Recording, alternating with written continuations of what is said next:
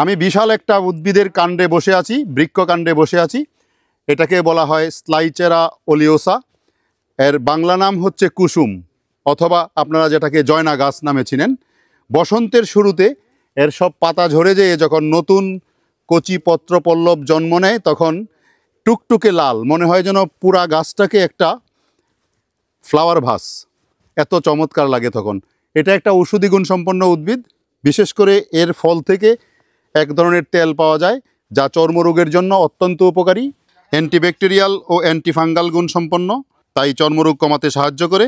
গাছের পাতা ও ছালের রস ক্ষত দ্রুত শুকানো ও প্রদাহ কমাতে ব্যবহৃত হয়। গ্রামাঞ্চলে কুসুম পাতার পেস্ট ক্ষতস্থানে লাগানো হয়ে থাকে। এতে টেনিন থাকার কারণে এটি প্রাকৃতিক অ্যাস্ট্রিনজেন্ট হিসাবে কাজ করে।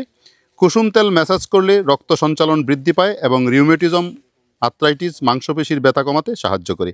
কুসুম তেল মাথার ত্বকের ফাঙ্গাল সংক্রমণ কমায়, অ্যান্টি ড্যান্ড্রফ হিসাবে কাজ করে, চুল পড়া কমাতে সহায়তা করে, চুল শক্ত ও মসৃণ করতে সাহায্য করে। এছাড়া এর যে ফলটা হয়, সেই ফলটা ডালে দিয়ে রান্না করে খেতে অত্যন্ত সুস্বাদু। যদিও এখন ফল নেই, থাকলে আপনাদের দেখাতে পারতাম। আর কিছুদিন পরে এটার যখন ফল হবে তখন দেখাতে চেষ্টা করব। আমি আগের ভিডিওতেও দেখিয়েছি। এই উদ্ভিদটি আমাদের দেশে আগে প্রচুর দেখা যেত, কুসুম গাছ নামে অনেকেই চিনেন। কিন্তু বর্তমানে আমাদের বন উজাড় হয়ে যাওয়া, প্রাকৃতিক পরিবেশগুলি ধ্বংস করার কারণে এই উদ্ভিদটি ধীরে ধীরে কমে যাচ্ছে। তবে যাদের অনেক জায়গা আছে, তাদের প্রতি আকুল নিবেদন রইল, বাড়িতে একটা কুসুম গাছ রাখুন।